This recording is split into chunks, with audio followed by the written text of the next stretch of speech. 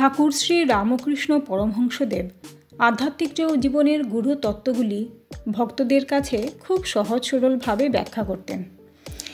এইরূপ একটি গল্প আমি আপনাদের কাছে পাঠ করে শোনাচ্ছি। গল্পটির নাম মেছুনির গল্প। মাছ বিক্রি শেষ করে হিসেব টিসেব গুছিয়ে নিয়ে বাজার হাট করে ফিরতে পদ্মমিছুনির একটু বেশ দেরিই হয়ে গেল আজ। উপরের দিকে চেয়ে দেখল আকাশের অবস্থা খুব সুবিধের বলে মনে হচ্ছে না। সারাটা দিন গরমের গুমট গেছে খুব। বৈশাখ মাস প্রায় শেষ, জ্যৈষ্ঠী মাস আসি আসি করছে। ঝড় বৃষ্টি হবে নাকি আজও? বাড়ির পথ ধরে হাঁটতে হাঁটতে পদ্ম ভাবছিল, ফিরতে এখনো অনেক সময় লাগবে।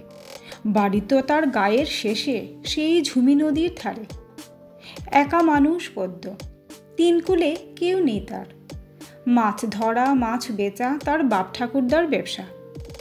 সে যাই হোক, আজ কিন্তু পদ্মমিছুনির দিনটি ছিল বড় ভালো। বড় বড় কই মাছ এনেছিল সে। আজ বিক্রিবাটা ভালোই হলো বেশ। এদিক ওদিক চেয়ে পদ্ম বুঝল সঙ্গী সাথীরা তার জন্য দাঁড়ায়নি আজ। তারা বাড়ির পথ ধরেছে অনেকক্ষণ আগেই। আর দেরি না করে তাই একাই পথ চলতে লাগলো পদ্ম। আকাশে মেঘ ডাকছে কড়কড় করে। দেখতে দেখতে কালো হয়ে উঠল পশ্চিমের আকাশ। বিজলির ঝলক দেখা যাচ্ছে মাঝে মাঝেই। ঝড় বইতে শুরু করলো সনসন করে। গাছের শুকনো পাতা খড়কুটো এলোমেলো হয়ে উড়ে যাচ্ছে দিক বিদিক। দেখতে না দেখতেই বৃষ্টি এসে গেল ঝমঝমিয়ে। এখনও তো পথ পড়ে রয়েছে অনেকখানি। এই ঝড় বাদলায় এক পা চলার উপায় নেই আর। এমন দিশেহারা অবস্থা যখন হঠাৎ মনে পড়ে গেল পদ্মর, একটু দূরেই পাঁচিল ঘেরা ওই যে বাগান বাড়িটা, ওখানে তার এক জ্ঞাতি থাকে না, সেই যে মালিদাদা আর তার বউ। তাই তো এতক্ষণ মনেই পড়েনি তার। ঝুপসি হয়ে ভিজে এলোমেলো পা ফেলতে ফেলতে সে গিয়ে ওই বাগানবাড়ির দরজায় কড়া নাড়তে শুরু করলো জোরে জোরে। লণ্ঠনের হাতে নিয়ে দৌড় খুলে দিল মালিদাদা। কি ব্যাপার পদ্মরানী যে, ভিজে গিয়েছিস যে দিদি একেবারে? আয় আয় ভেতরে আয়, তোর বৌদিদির কাছে গিয়ে জামা কাপড় বদলে নে। বাড়ি ফিরছিলি বুঝি হাট সেরে? ঝড় বাদলের দিনে এত দেরি করতে হয় রে? উত্তর দেবার সময় নেই পদ্মর। সে তার মালিদাদার বউয়ের কাছে গিয়ে হাজির হলো এক দৌড়ে। বড়লোকের বাগান বাড়ির মালি তার বর।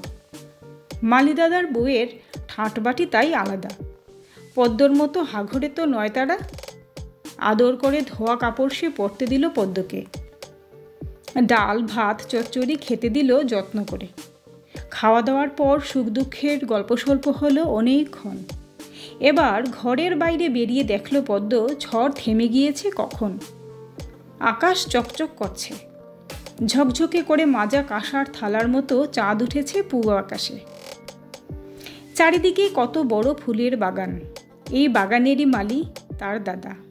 ভাবতেও ভালো লাগছে পদ্মর। গরমকালের রাত্রির বেলা তো কত রকমের ফুল ফুটে আছে বাগানে। অত সব ফুলের নাম পদ্ম জানেই না। ফুলের গন্ধে ভরে আছে সারা বাগান। কি ভালোই যে লাগছে।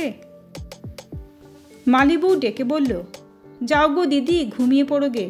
কাল আবার সেই সাত সকালে উঠেই তোমায় বাড়ি ফিরতে হবে যে। ঘরে যাও, বালিশ মাদুর পেতে দিয়েছি তোমার জন্যে। খাটাখাটুনি তো কম হয়নি সারাটা দিন ধরে। সবার সঙ্গে সঙ্গেই ঘুমে একেবারে কাদা হয়ে যায় পদ্ম প্রত্যেক দিনই। আজ ঘুম আসছে না যেন কিছুতেই। শুয়ে শুয়ে একবার এপাশ একবার ওপাশ করছে পদ্ম। জোছনায় ছেয়ে আছে চারধার।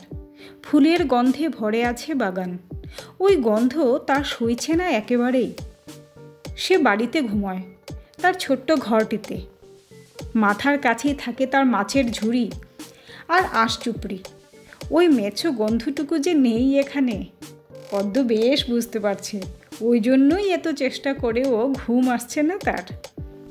ফুলের এই গন্ধ শুইবে কি করে, অভ্যাস যে নেই।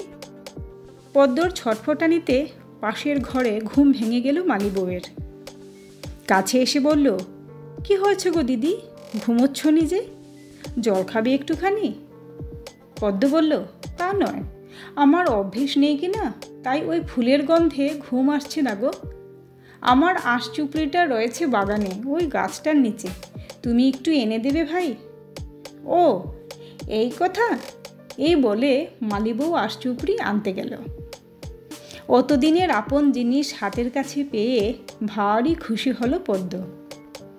ভাবি, উপকার হলো গো আমার, বলল সে।